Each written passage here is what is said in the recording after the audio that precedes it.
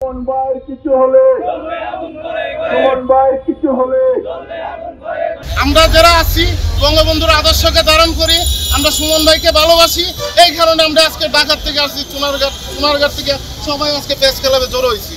আমরা মাননীয় প্রধানমন্ত্রীর কাছে ওনার নিরাপত্তার জন্য আমরা জোর দাবি জানাচ্ছি চুনারঘাটের পক্ষ থেকে, চুনারঘাট মাধবপুরের পক্ষ থেকে।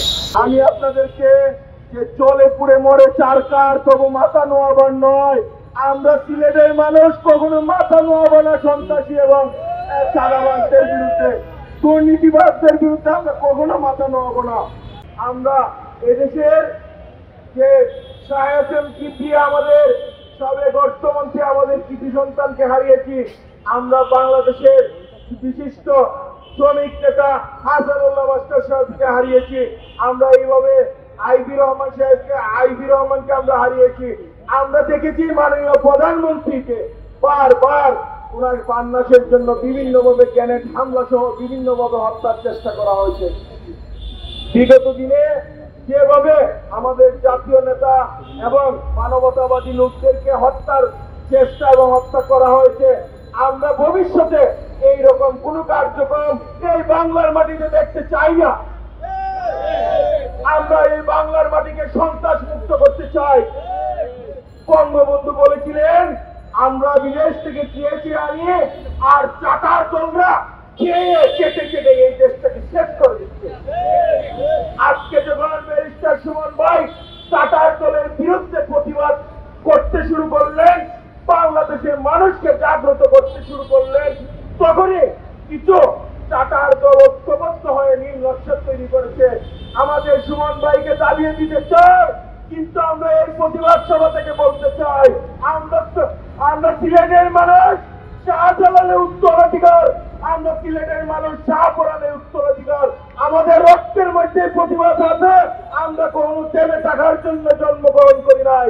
এই দেশে আমার মানুষকে মুক্তি দিয়ে সন্ত্রাসীদের বিরুদ্ধে যুদ্ধ করে, দুর্নীতিবাজদের যুদ্ধ করে আমরা ইনশাল্লাহ এই বাংলা সোনার বাংলা গড়ে তুলব।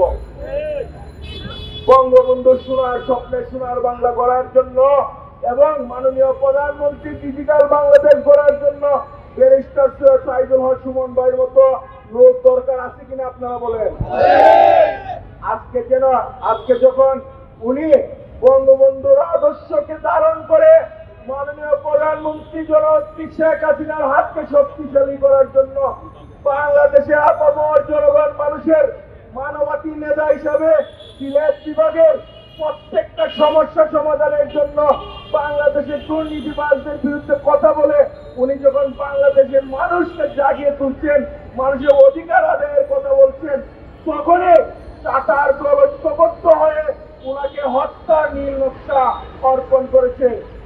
আজকের এই প্রতিবাদ এবং মানববন্ধন থেকে আমরা বলতে চাই, এনফোর্সমেন্ট ডিপার্টমেন্ট, পুলিশ ডিপার্টমেন্ট, আমাদের যে ন্যাশনাল গোয়েন্দা সংস্থা সহ মাননীয় প্রধানমন্ত্রীর কাছে আমরা বিনীত অনুরোধ জানাই, আমাদের প্রাণ পুরুষ ব্যারিস্টার সুমন ভাইকে আপনি বাঁচিয়ে রাখেন, ওনাকে বাঁচতে দেন, ওনার সর্বোচ্চ নিরাপত্তা আপনি নিশ্চিত করেন।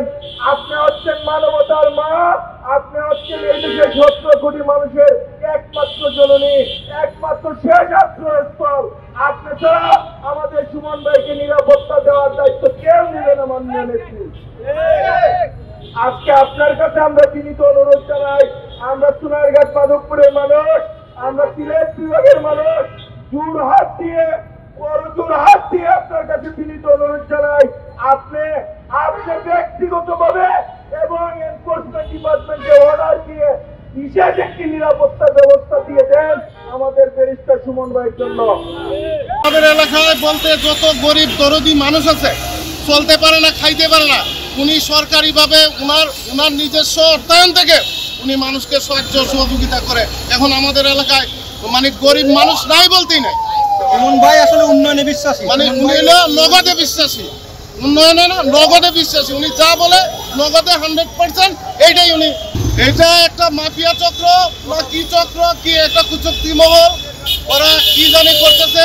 আসলে ভালো মানুষে থাকতে দেয় নাই, যেমন আমাদের বঙ্গবন্ধু উনারাই থাকতে দেয় নাই।